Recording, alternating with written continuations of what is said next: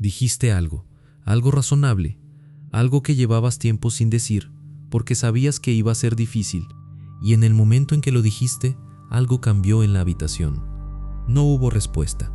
Hubo un giro, una fracción de segundo en la que la persona frente a ti dejó de ser quien tenía que escucharte y se convirtió en alguien que necesitaba ser escuchado.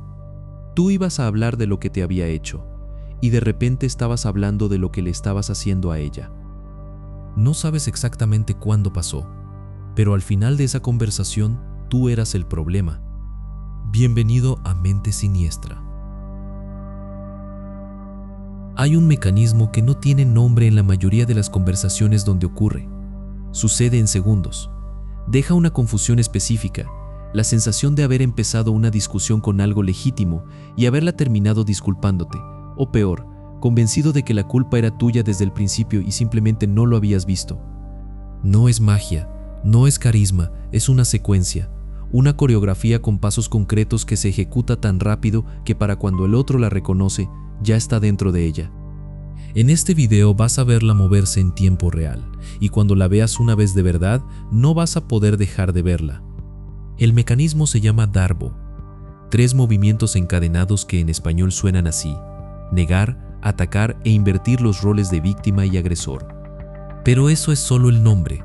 Lo que importa es cómo se siente desde adentro cuando te lo están haciendo, porque desde adentro no parece un mecanismo.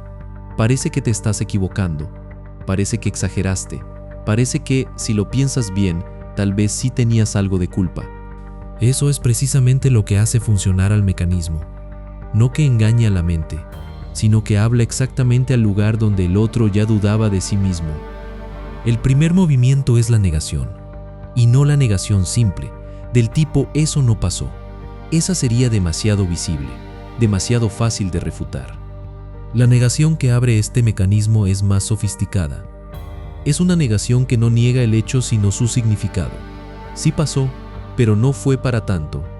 Sí lo dije, pero no quería decir eso. Sí lo hice, pero tú lo estás interpretando mal.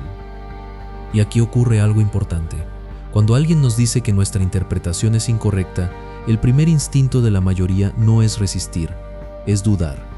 Porque si hay algo que nos enseñaron desde pequeños es que 2 personas pueden ver la misma situación de formas distintas y que ninguna tiene toda la razón.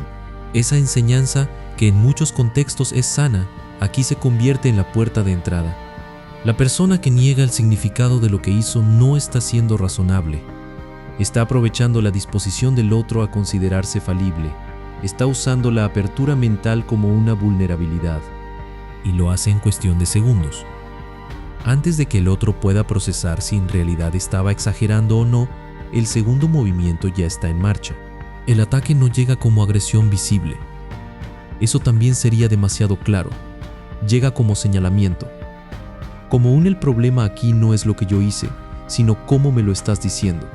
El tono que usaste, el momento que elegiste, el hecho de que lo saques justo ahora, el hecho de que siempre hagas esto, el hecho de que nunca reconoces tus propias cosas. Y de repente la conversación ya no trata de lo que tú querías hablar, trata de ti, de cómo te comunicas, de tus patrones, de tus problemas. La persona que inició el conflicto ahora está siendo analizada, cuestionada, puesta en el centro como objeto de estudio. Desde afuera esto parece evidente, desde adentro no. Desde adentro el efecto es una especie de vértigo, porque las cosas que dice el otro no son completamente falsas. Sí elegiste ese momento, sí usaste ese tono, sí hay cosas en ti que no son perfectas.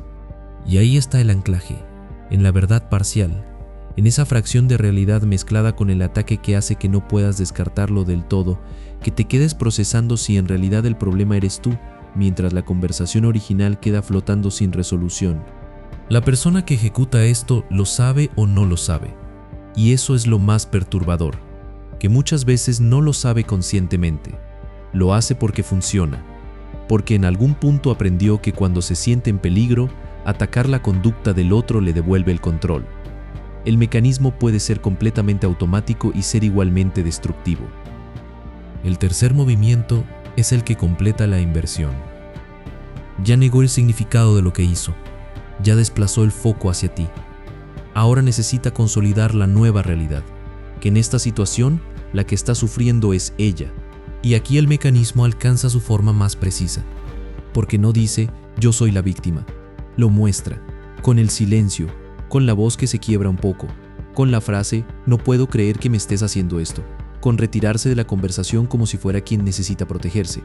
Tú querías hablar de algo que te hicieron, y ahora estás viendo a alguien que parece genuinamente herido por la forma en que lo estás tratando. Y tu cerebro, que está entrenado para responder al dolor ajeno, empieza a recalibrar. Empieza a preguntarse si se le pasó algo, si fue demasiado duro, si debería haber esperado mejor momento, elegido mejores palabras, dicho las cosas de otra forma. La conversación original está muerta. Lo que quedó vivo es tu culpa. Hay algo que ocurre en el cuerpo durante este proceso que vale la pena nombrar.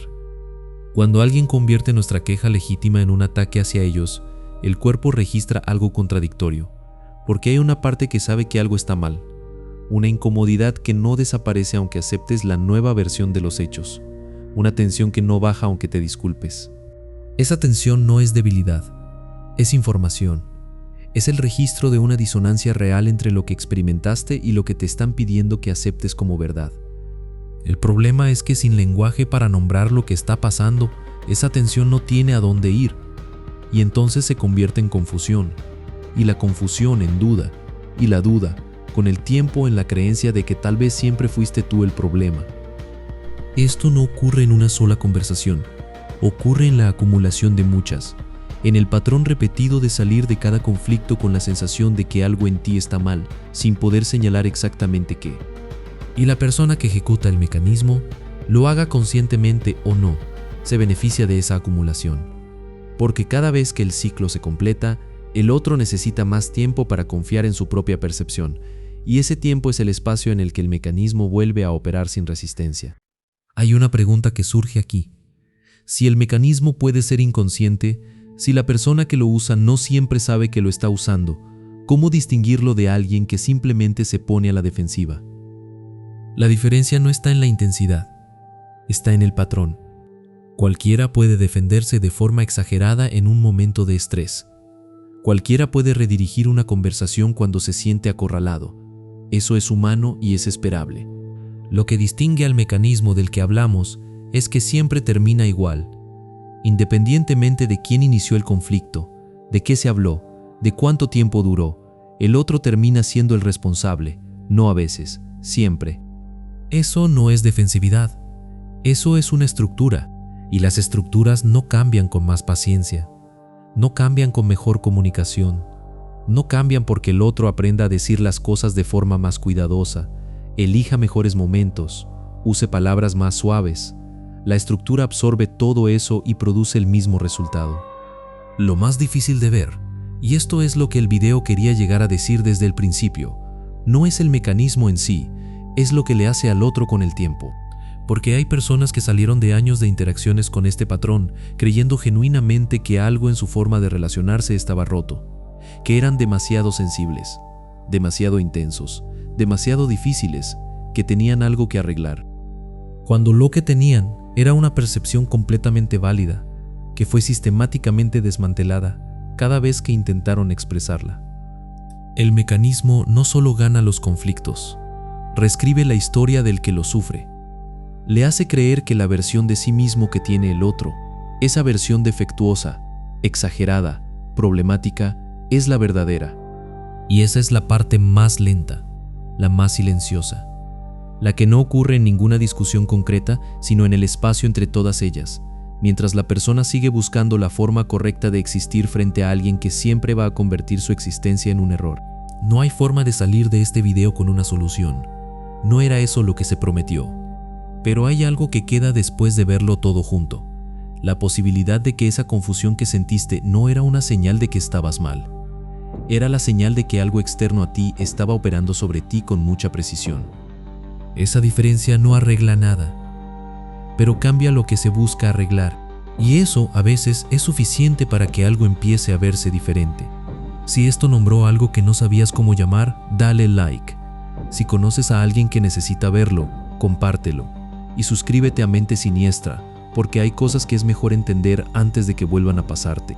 Y en pantalla te dejo más videos por si quieres seguir. y nos vemos en el siguiente video, donde seguimos mirando lo que la mayoría prefiere no ver.